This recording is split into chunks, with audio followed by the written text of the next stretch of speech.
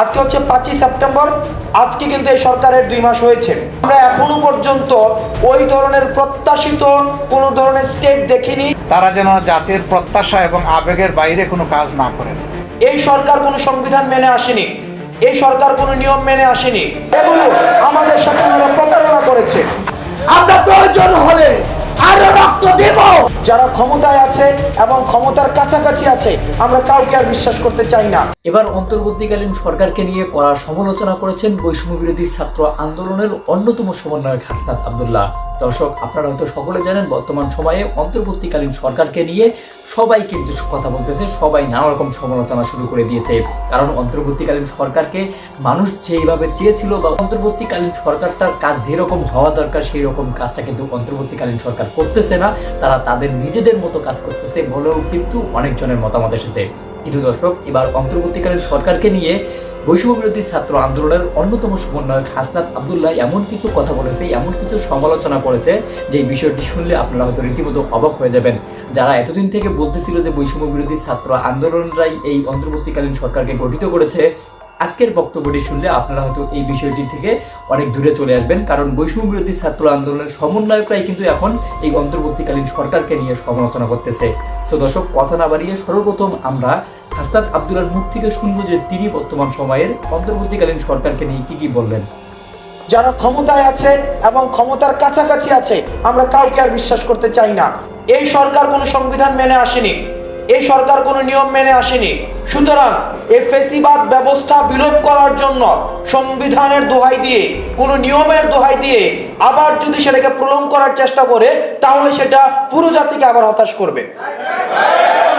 এই সরকার প্রতি স্টেপের মধ্যে আমরা প্রত্যাশা করেছিলাম ফিল করবে এই সরকার হচ্ছে কি বিপ্লবী সরকার, কিন্তু এতদিন পর্যন্ত আমরা প্রত্যাশিত কোনো ধরনের আজকে হচ্ছে 5ই সেপ্টেম্বর। আজকে কিন্তু এই সরকারের 2 মাস হয়েছে।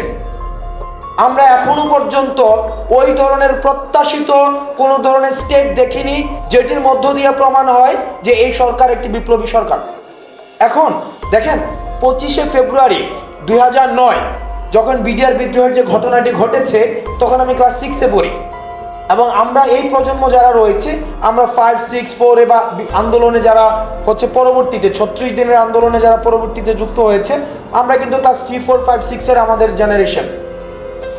এই পুরোটা সময় আমরা হচ্ছে এই বিডিআর কার্নেজটা হচ্ছে গভর্নমেন্টের প্রথম কোনো কার্নেজ, যেটা হচ্ছে ন্যাশনাল যে ইউনিটি, এই ইউনিটে প্রথম ফ্যাসিবাদ ব্যবস্থা কায়েম করার প্রথম পদক্ষেপ, আমি যদি ভুল না করে থাকি।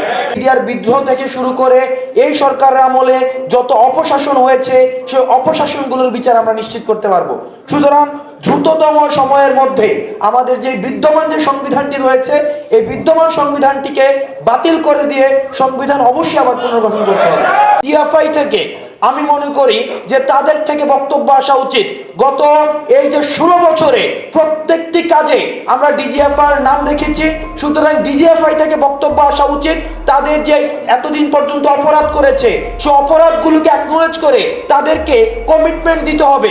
নচেত তাদের এই ডিজিএফআই সংস্কারের জন্য তাদের থেকে বক্তব্য নিতে হবে। নচেত অতীতের যে ঘটনাগুলো ঘটিয়েছে সেটির দায়ভারও তাদেরকে নিতে হবে।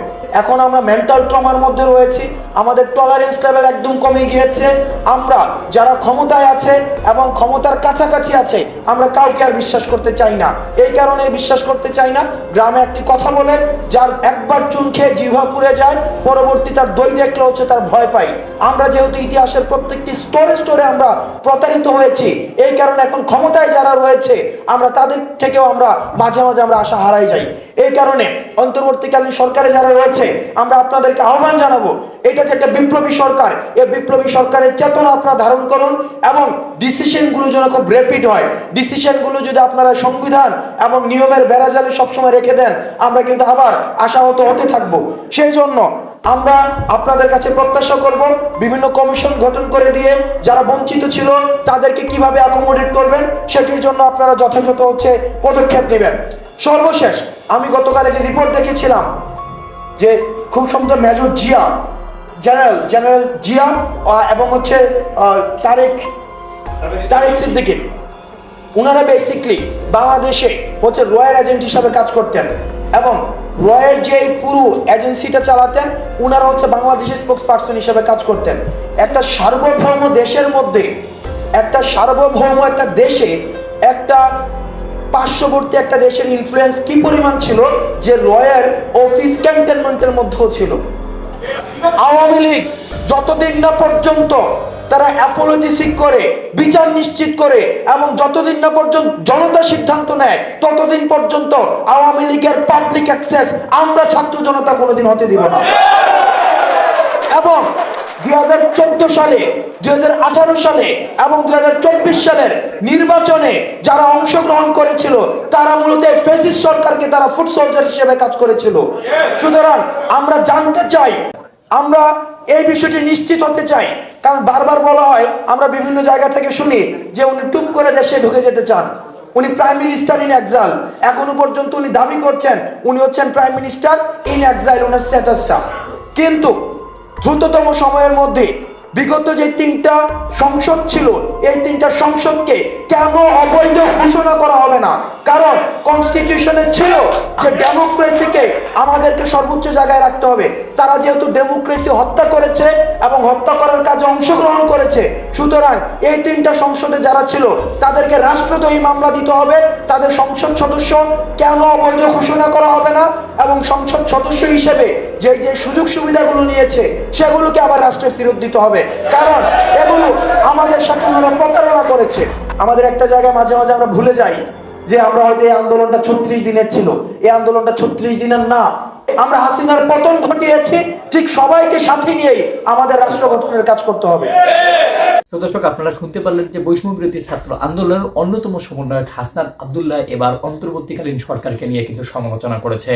আর দর্শক, বর্তমান সময়েও অন্তর্বর্তীকালীন সরকার যেই কাজগুলো করতেছে, বাংলাদেশের যে তারা কি সংস্করণ করবে এই বিষয়টি নিয়ে কিন্তু মানুষ একটা টেনশনের মধ্যে পড়ে গেছে যে আসলে কাদেরকে দেশটার দায়িত্ব দেওয়া হয়েছে বা কাদেরকে দেশটা সংস্করণ করতে দেওয়া হয়েছে, এই বিষয়টি নিয়ে কিন্তু মানুষ বর্তমান একটা দ্বিধাবোধের মধ্যে পড়ে গেছে যে কিভাবে কি হবে না হবে, এই বিষয়গুলো কিন্তু মানুষ বুঝতেই পারতেছে না।